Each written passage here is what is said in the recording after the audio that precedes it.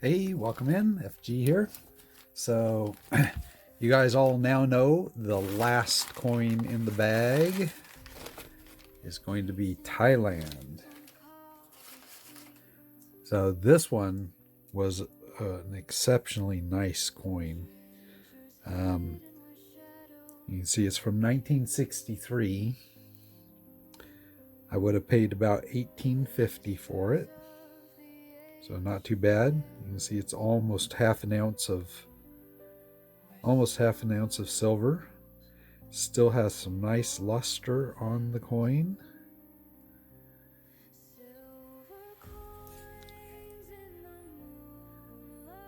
Oh, this one's going to be a coin orientation. There we go. Some really nice details there. I think this coin's probably still in just about unk condition. You can see that cartwheel going on there.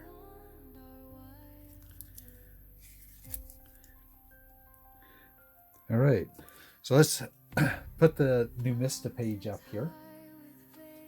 Again, we can see it's 1963. It is a circulating commemorative coin, which means that, you know, these wouldn't have just been issued and held so that they're all unk.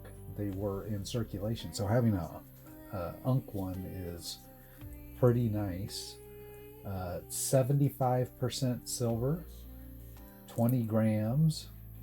It was worth 20 bahts.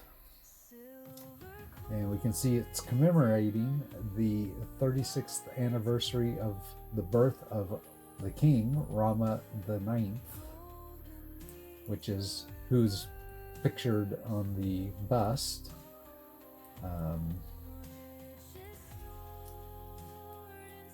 The reverse has the crown and emblem divided by the crossed scepters and spear. And if we scroll down, we can see while it was only minted for 1 year, it did have a pretty hefty mintage at 1 million. As long as you're in a reasonable condition, it looks like it brings about $28, maybe $30 of numismatic value. And the current bullion value, since it's 75%, is just almost $16.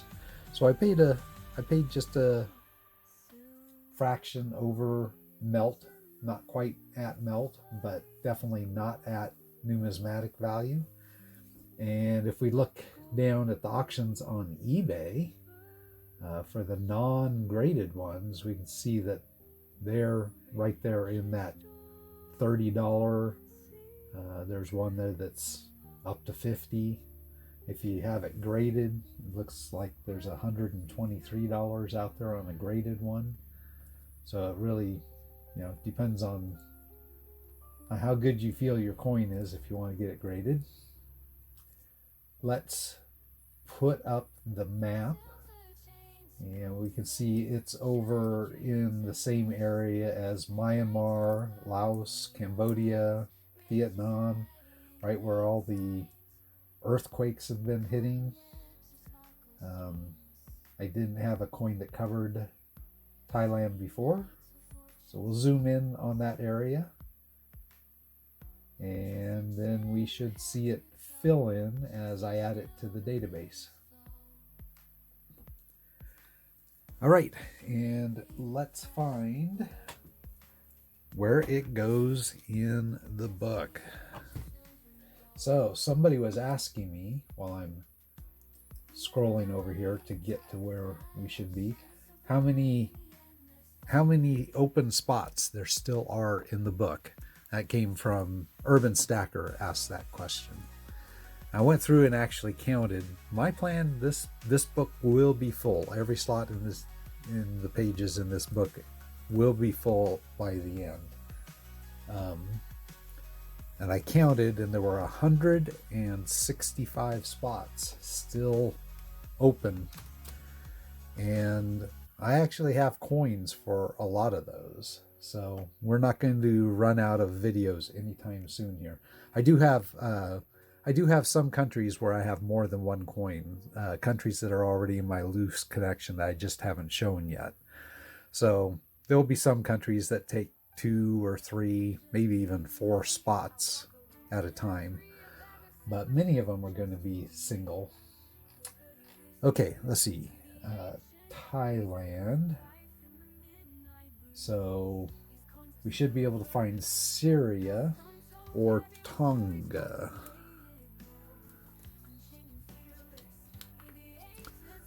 So let's see, right here at the bottom of this page is Syria. That's a pretty empty page. That one's going to take a lot to fill. We only have Somalia up here at the top. That was the elephant.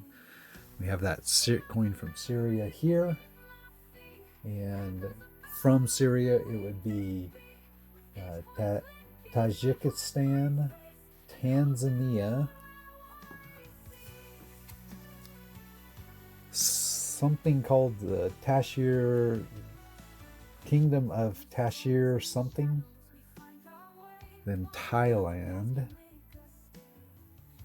So I think maybe I didn't count that one. That one's one that's in Numista's list, but not on the other world list. So I think I left that one off. So Thailand here, then we would have Timor-Leste, Togo, and Tonga.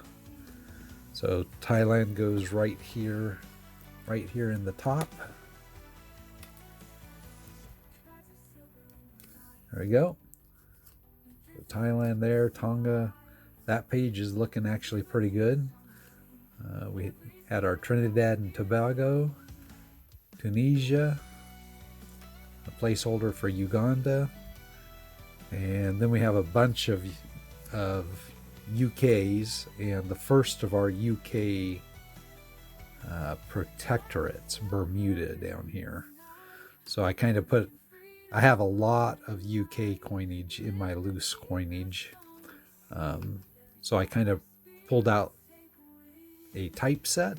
We have the 3 pence, the 6 pence, a shilling, 2 shillings, a half a crown, and then starting in Bermuda, we had a full 1 crown from Bermuda there. So that one page is pretty full. So there we go. That is today's entry into the silver book. But like I said, for anybody, I think Cinda Georgie may have also commented about needing to go to another coin show to get some more coins. And lest anybody despair about me being able to continue putting out videos, let me just say, I don't think that's going to be an issue. And this is 2 rows deep. So I think I have plenty to still cover. Anyways, that's why I've been really trying to keep up with the one a day videos here, because if I don't keep up that pace, I'm never going to get through all of these coins. So remember, now 164 free slots in there that I have to show. So even if that wasn't one a day, that's still nearly half a year's worth of videos. And that doesn't include other things that I need to get to. For instance, I got a couple mail calls from the community in here that I need to get to. So I plan to finish the coin bag today, which we did. I'm going to do a community mail post probably tomorrow. This was my package from Silver and Gold Stack Attack from my win on Stacker's Corner, and this is my first package from him, so I'm guessing I will get some more of his stickers and stuff. And this other package came from PeerMetals. So open that and see what that was. Anyways, that's it for today. Thanks for joining me, and I will catch you in the next one.